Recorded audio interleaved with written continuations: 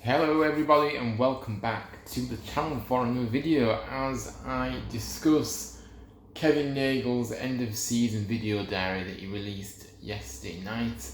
I'm going to talk about it, going to obviously draw a few things from it. Obviously it was a long, about 42 minutes, so I'm not going to cover everything, but I'm going to obviously cover the key points and share my thoughts on the different topics that was discussed. I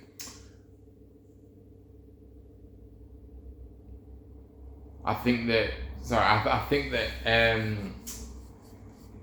anybody that doesn't know, Kevin has obviously released these video diaries throughout the season, and in reality they've not come to anything because we haven't. I think, as far as I'm concerned, it's been plenty of words but with little action to back up what he's actually said, and I just think, for me, that's what I've kind of took from it, and yes, the things that he said, it's all promising, but I think I'm at a point now where we need to see the action, and if there's no action, then it's not really gonna, it's no good saying all these things if it's not actually gonna happen. So, but anyway, like I say, Nagle did release this last night, and first topic that they discussed was the season card prices being frozen. Now, obviously that was the first main talking point. It was the decision to not raise the season card prices or introduce differently priced zones that they mentioned. Both plans that were expected after the club announced them at the recent at the town meeting. Nagle explained the decision to keep the prices low was because the club had not earned the right to put them up yet.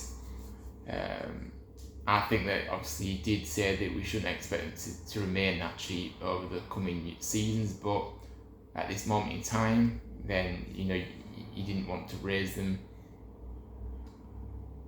I think also though, keeping the price the same will make it more likely to have a bigger uptake on season cards. Let's be honest. I think had they've increased, I think it would have lost a bit of revenue. There's no doubt about that. Because like I say, if you increase the prices after a dreadful season, I think that a lot of people have already people were feeling apathy towards the club for quite a while now. So to raise them after a difficult season and obviously relegation, I don't think you can. So I think they've read the room on that, and I did give them credit for that, by the way. Now, the first day of season card sales, which was yesterday, Kevin did post that the sales were going very well, which obviously is good news. And he did mention that it was double the amount of sales the same point last year. Although I think, for me, I think it is worth mentioning that they've gone on sale a lot later in comparison to last year, haven't they, the season cards? So it's a bit of a, I don't know if you can read too much into that, really. Like I said, they've got on sale a bit later, sorry. But yeah, like I said, as I mentioned in my video yesterday regarding the season card price, I think it was absolutely the correct decision. Like I said, I think it's been a very miserable season, which obviously ended in relegation for us. I think this announcement feels like the first bit of good news in a while, wasn't it, really, yesterday when we had it? So not just because it's going to be cheaper for people, but because it means the stadium should hopefully have good attendances next season, and as a result, we should hopefully have a brilliant atmosphere too. So I think it wasn't just what I was trying to say. I don't think it's because it's cheaper on a personal level. I think it's more to do with the fact is that the attendances maybe that we should be have good attendance next year. So that's positive. And the key point Kevin made was about the club not earning the right to put the price up. Attending football matches is, when you look at it brutally, paying for entertainment, isn't it? It's paying for entertainment. And how much entertainment have they realistically provided in the past season? How much can we expect in the next season? At this point, we're being asked to sign up for another season in good faith. I think it would be pushing that faith too much, to expect a price hike on the back of a drop in the division ultimately. If we have a great season this season, achieve our what hopes to be the goal of promotion back to the Championship, and a return to the Championship next summer, then few will complain about having to pay a bit more for the season card for next season. I think that's fair to say. So the season card price, I've kind of made my thoughts on that. Like I say, good gesture by the club. They've read the room on that one, and that was the correct decision. So yeah, I give credit to them yesterday about that. The second point is obviously the head coach, which again is obviously a big talking point at the moment, about if he will stay or if he'll go. And obviously the video diary that obviously was posted by Kevin was meant to be over the weekend, but obviously I think it was all to do with it was pushed back because of there was hope that Andre Brighton-Writer would confirm his intention for next season. It could be discussed in some depth. Obviously Kevin Nagle confirmed the German coach is still mulling his future over and use his hope for tomorrow. So we're still waiting. Andre is undecided. Nagle did set out his intentions about, Brighton-Writer being his man. He wants him to stay, absolutely. That's what he said. But he's just waiting now. I think the fact that he is his number one though, and it's obvious that for me, I'm not too sure, where we can't be waiting too long. That's what I will say about it. I think ultimately, if he doesn't feel like he wants to drop to the third tier of English football, then there is plans in place. Now, what I interpret that as being is that there is a short list of preferred options if we have to search for another manager. But yeah, like I said, Brighton Lions seems really reluctant to commit, and I think on the basis of kind of what has been said in his media duties over the last few weeks, I just think his heart doesn't see him in it. We effectively got relegated 11 days ago, bearing in mind, and I think that the fact that, so he has had time to decide if he wants to stay, and even if he kind of, comes back, we're still going to have the same core group that he's effectively said. There's a lot of people with bad attitudes, and yes, okay, some of those will be sold, hopefully, but there'll still be a core group of that left, and he's not obviously he's not happy overall with the dressing room. So what is he going to do differently to be able to turn fortunes around ultimately? And he hasn't got any experience in League One, and League One, as we know, is a tough league to get out of. So look, I don't know. I'm not sure how we can be so convinced about a manager that has really failed in his games that he's had. He's not kept it up, which was obviously the whole point of bringing him in, to keep us in the division. He hasn't done that, and as I said, has blamed everybody else, distanced himself from the relegation. And yes, okay, 13 games is not a lot, but still enough time to keep us up. And I think that ultimately he hasn't done that. So we'll have to see what happens. I'll do a live show on that as soon as we hear anything about it. But a decision has to be made, ASAP, because we haven't got the time to be waiting anymore. There should have been a clear deadline in when Andre has to decide. Maybe there is, we don't know. He hasn't actually said that to us yet, but maybe there's a deadline. But I think the deadline has to be at the very latest Friday. I think we have to know by Friday at the very latest. Hopefully, maybe we'll hear something today. Time recording, we haven't heard anything yet, but maybe later on today we might. But yeah, we'll just have to see. Now, this is a big talking on that he also mentioned, his stance on the board. Now, yeah, obviously Mark Cartwright and Jake Edwards is confirmed as staying as the sporting director and CEO of the club. Yeah, I mean, this is not certainly what I felt was the correct decision, and certainly not one that many other Town fans felt. In terms of, definitely Mark Cartwright has come under a lot of criticism, and rightly so. Jake Edwards not so much, but he's still in alongside Cartwright as the CEO, so he's taken a bit. But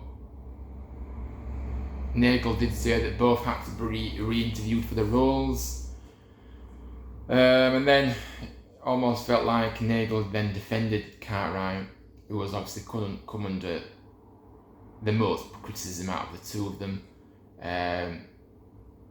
saying obviously that the summer transfer window was hampered by external factors, and that he apparently delivered against his brief over the January transfer window.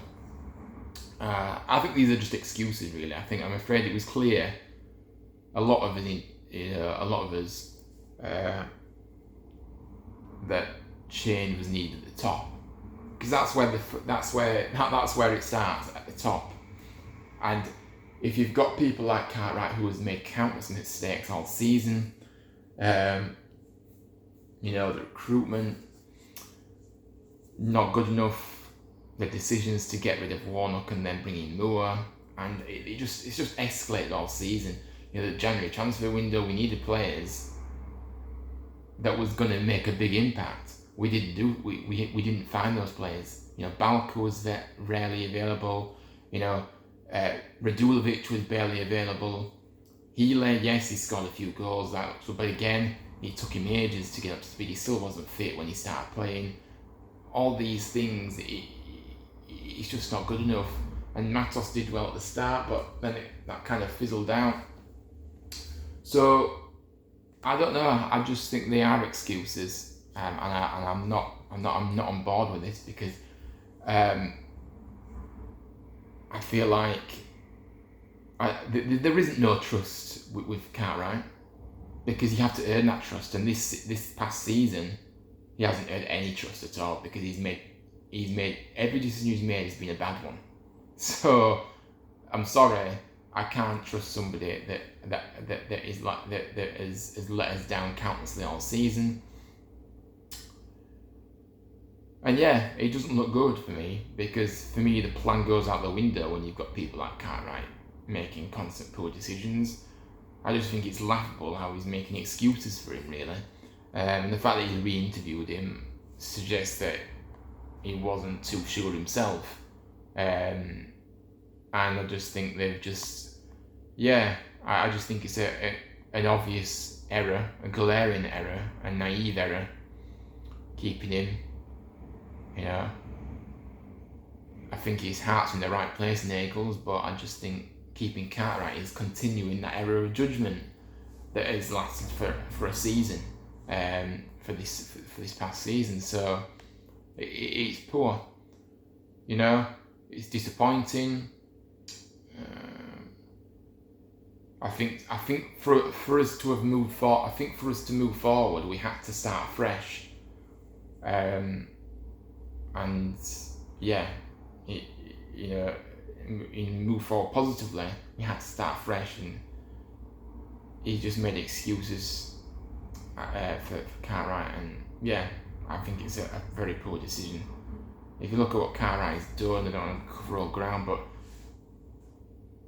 he was at Stoke for 8 years, and 5 were decent years, but he then led them downwards, and that began in the first 5. I just wouldn't trust him with a Sunday team, to be honest with you, if I'm being really honest. I think it's a poor decision. How come the likes of Jake Edwards as well and Mark Cartwright realised the dressing room was so fractured, you know? What questions were they asking during Darren Moore's tenure that made them think all was okay? You know, I think I'm going to touch on this in a bit more detail a bit later on, but I think also the blame seemed to be targeted towards Neil Warnock again for the season after last pre-season. You know, I think it's a gamble. It's a huge gamble again, isn't it? And I think that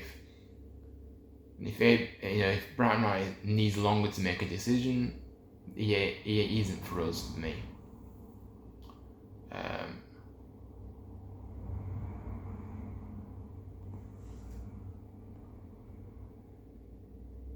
I also think that I don't know what I'm going to say, guys. I'm going to be honest. But yeah, right. Okay then. So yeah, that's my rant on that. I think really, the season card prices were announced. I thought, yeah, okay, great decision. Let's continue those. And he's basically rewarded failure here. And yeah, I don't agree with it. And many of us feel the same. How you can trust somebody that's continuously let you down, I'll never know. The decisions that have been made have been poor, and yeah, that's it. Probably repeat myself now, but yeah, I don't really feel how we can move forward positively with Cartwright in charge and running the show. So yeah, you also mentioned about creating a winning culture.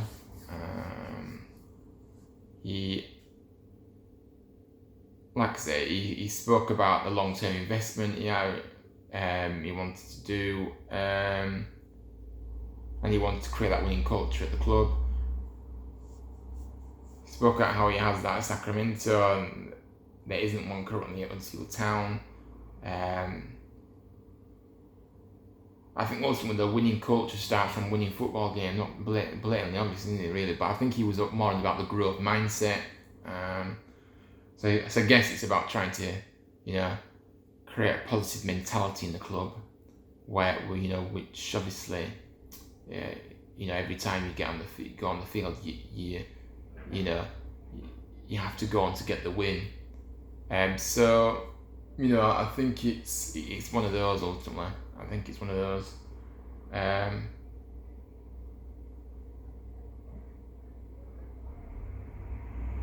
I think also,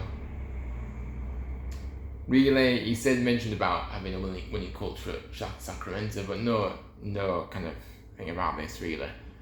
I think that the ultimate thing is we can't really learn from another team he owns in America where the standard, like I mentioned before, is very poor. It's very easy for me to create that winning mentality when you're playing against, effectively, decent pub sides. That's what it is. You only have to look at Kieran Phillips, who obviously scored on his debut. And yeah, the standard of football was clear. Obviously, watching a few of the goals. He's our 8th best striker, but has gone over there and scored a 6-minute brace against defenders who just fell over instead of making simple tackles. So, like I say, the winning mentality and creating it over here is different to over there, I think. Ultimately, that's it. He mentioned the cost of relegation as well. Didn't mention specific figures, but he did say that, obviously the cost of going down is obviously millions of pounds.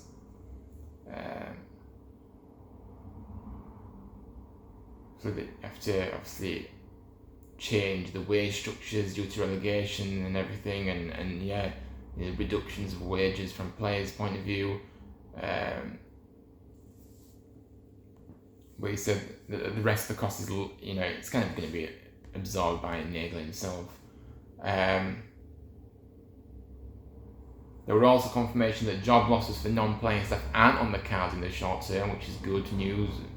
There was a little bit of room in the way this was worded, though. It sounds a lot of change behind the scenes, obviously at the club, and it may involve job roles changes. But I think the general message was that there aren't plans for wholesale job losses, which I think when a club goes down, you do think that's going to be the case. So, to balance the books, but no, that's not happening.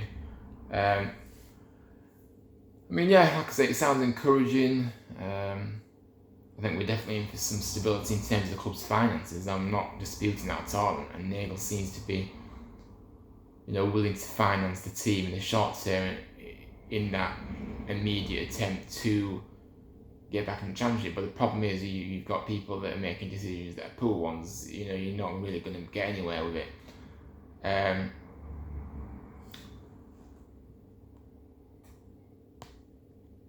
Now the stadium and canal side ownership and investment was also mentioned. Obviously the stadium ownership is still ongoing, no real news there. Some positive talks, but an optimism about a future deal being possible, but it's not certain, didn't want to promise anything. The good news is that Nagle is fighting for the right thing by the sounds of it. Like I say, he mentioned the fact that his desire was for the stadium to be a community asset, and it should be for the benefit of the people of Huddersfield. So, getting a deal over the line, it doesn't seem to be that close from what I took from it, but it's still trying to make it happen, and obviously he's trying to make it happen. So the control of the stadium has been unresolved for now. It seems the club are going to invest in the stadium though, so it's not going to stop investment in the stadium. You did mention about facilities need improving, and I think that these changes will be a benefit to the fans apparently, and like I said, we'll see some positive ones.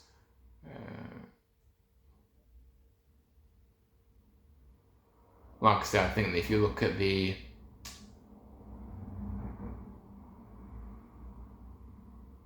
kind of the stadium, it does need upgrading, doesn't it? There's lots of work that needs doing in and around it.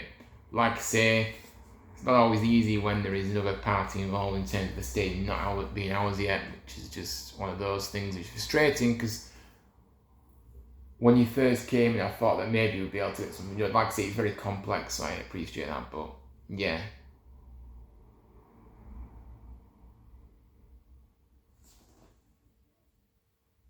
It's more to the stadium. Hopefully, we'll see some improvements as well. So we'll see. Nagle also mentioned about the Dean Hoyle.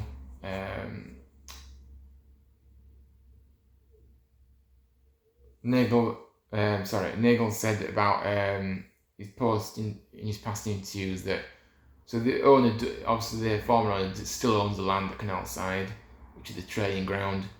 There is an agreed price, a sale price being in place for the club to buy off him when they see fit. But I will say clearly, the club not owning the land of the training ground isn't bothering too much, though, as obviously we are extending the facility to help accommodate the academy, the expanded academy program that is going to be in place for the club.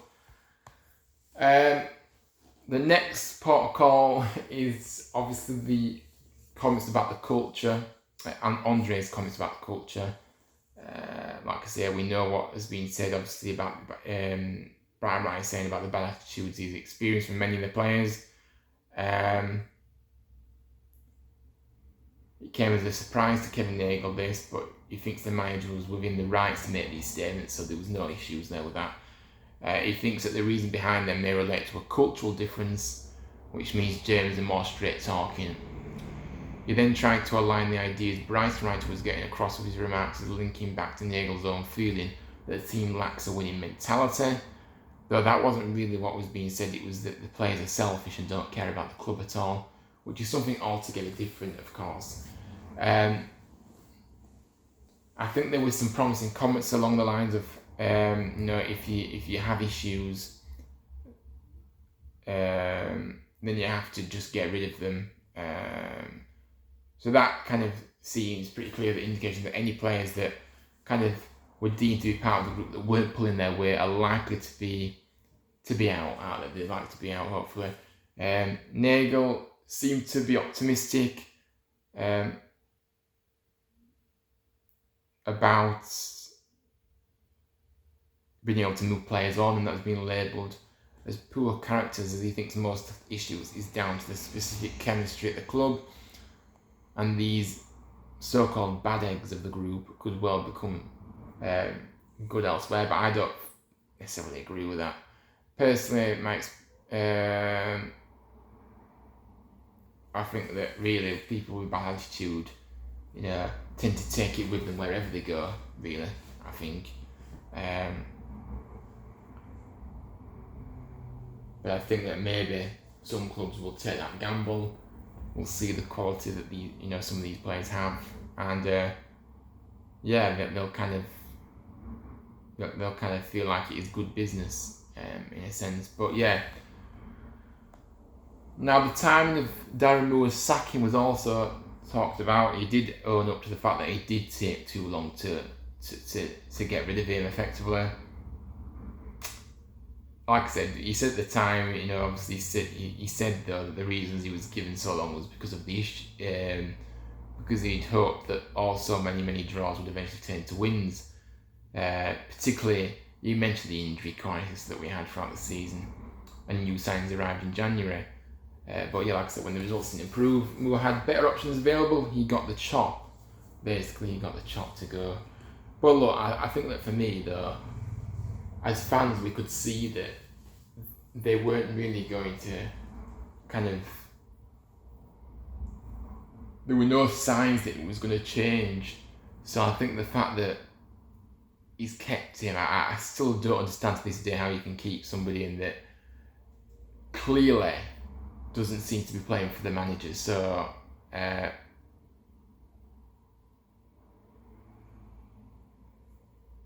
think picking managers and sacking them are the biggest choices that club owners make. Like I say, in the case of Darren, it was a mistake in the first place to give him the job. Let's be honest about this. And like I say, he was kept in the position for far too long. And like I say, even after it was clear we couldn't get a tune out of the squad he had available, like I say, Moore seemed like he seemed to come across as a nice guy, but as I said, nice guys don't get you anywhere in this game. I think when Sheffield Wednesday were talking about his poor football, I think that sent alarm bells ringing to me. I think that his drab nature of his football. Again, Matt Cartwright bragged about the attacking football that we was going to be bringing to the club, but the reality is the squad he had no ability to deliver that style. Really, it was just a recipe for disaster for me from the start. Looking back on it, and I think I've been open about that in the past, anyway. So I'm not going to go back on my word for that. Now, the pre-season was also mentioned, which obviously I did mention this, but I did think that it was quite clear he was taking a swipe at Neil Warnock's preparations for last season. There was some criticism for Neil Warnock, there's no doubt about that. And obviously the pre-season, he's obviously said that it will be tougher this time, more disciplined. Obviously it'll include some more testing matches, which, to be fair, I did say that we needed. I'm not going to defend Neil Warnock on that, but I stick by what I said, that Neil Warnock has his own ways, and Neil Warnock's way has worked for years and years and years. So who am I, or who is Nagle, or who is anybody to question his ways? Because it's worked. He's worked. His pre-seasons are never about kind of being fit.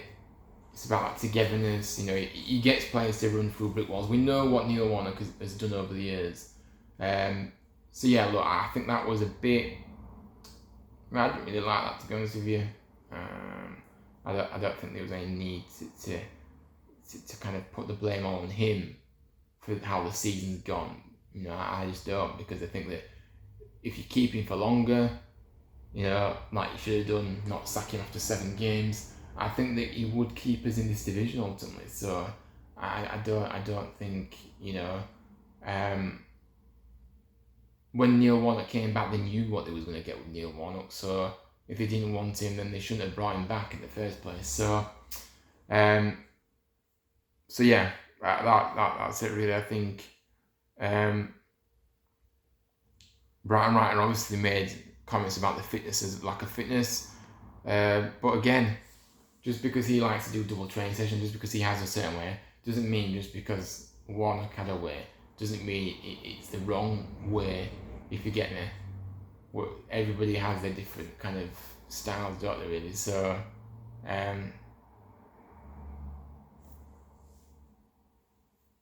I think but I will say I wasn't overly impressed with the preseason. Now, I'm not going to sit here and say I was, but I can't argue with a guy that's had the success he has in England. I just can't. I can disagree with certain parts, and I said that the players, you know, not doing much training. I don't really understand how you need to do a bit of training. Of course you do, and I don't really understand that. And also the opponents that we faced down in Cornwall, I think it was poor. I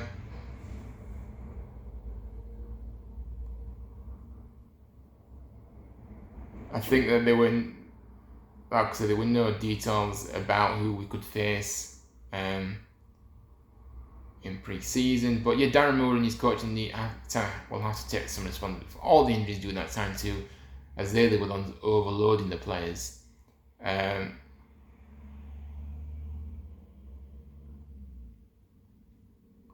Yeah, obviously the Austria training camp will be happening. And yeah, and no kind of thing about who will be playing, but obviously that's on the card. Yeah, lastly, I think for me, you know, the questions that, you know, towards the end of the diary, you kind of took swipes at fans who were deemed so-called negative, when in reality, I don't think those fans want to be particularly negative, but when you continue to see the utter rubbish, how I don't really see what is positive from this season either.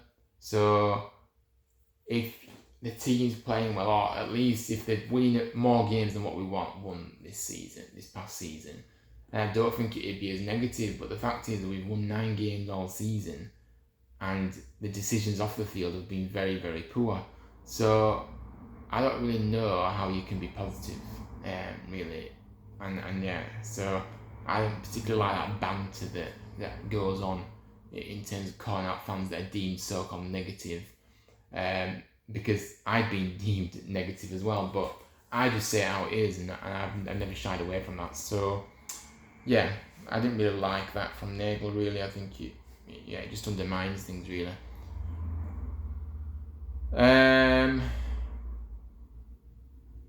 But yeah, I think that was kind of it. I don't want to cover everything that he said, but I think there were the key points of the diary. I think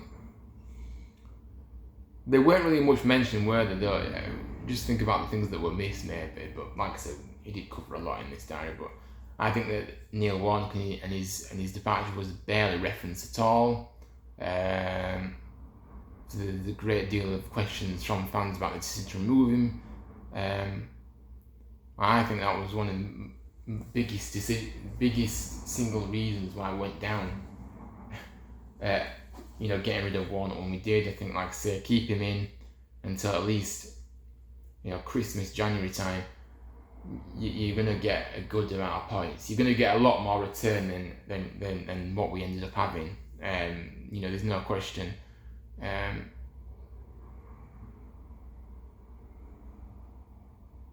And yeah, obviously, Warnock has not actually said anything about the clubs, about people saying stuff to him. So I wonder if there's some kind of agreement in place for him to not say anything. But look, Neil Warnock, he's one of those that I do think we should have kept him. So, but yeah, guys, I think there was some I think there was some positive things in the diary. I do, but ultimately, I think the biggest one was the fact that he's keeping on the board, which I was extremely disappointed about, which I've already said. I don't think you can keep a board like that and expect them to turn things around all of a sudden.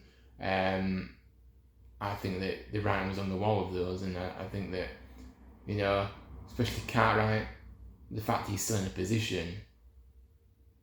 If I ask my question, do I think he will get the best players if he will make the correct decisions? Going forward, the answer has to be no, because we haven't got any evidence to suggest that he is capable of making a good decision. So, because it's just been bad all season. So, I think that was extremely disruptive. Like I said, there's some good points, but I think I'm at a stage now where I just think that, yeah, words are fine, but we have to, you know, we have to see the actions now, and I think that those actions being, you know, getting a new sporting director would have been the best option for me, but, you know, that's just my opinion. And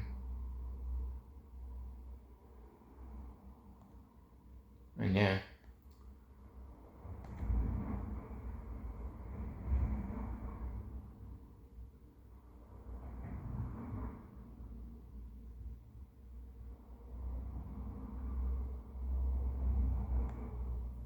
I just hope there's no scenario as well where he's kept Cartwright in then, but what if we get to a scenario where we keep him, and then, you know, come Christmas time, January, we're in the mire, you know, because of bad decisions. Then what happens? I don't know. But I think the diary, look, the transparency is good, but I just think I'm at a point now where I just want to see the actions, because we've been promised things and things haven't happened, and I just think, yeah, I just want to see now, and I don't think it's a good start by keeping, you know, somebody like Cartwright in that is ultimately being very poor and being a big part of why we went down this season, because of his poor decision making. So yeah, anyway guys, I'm going to leave it there. Thanks for watching.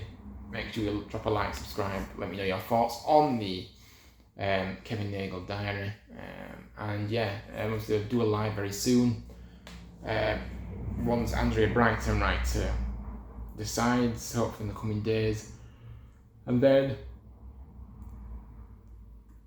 we might look at some of the managers that potentially, if he doesn't stay, some of the managers that we should look at.